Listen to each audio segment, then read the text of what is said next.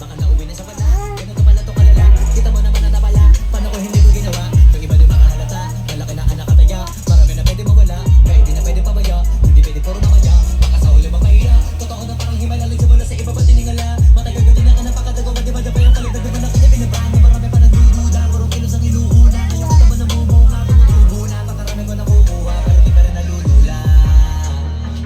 Sa ugali wala pa rin binago, tao pa rin pag umaharap sa tao. Pero pag usapang rap pa, iba-iba ko. Literal na may bago kong naabangan sa tuwing may ilalabas na bago.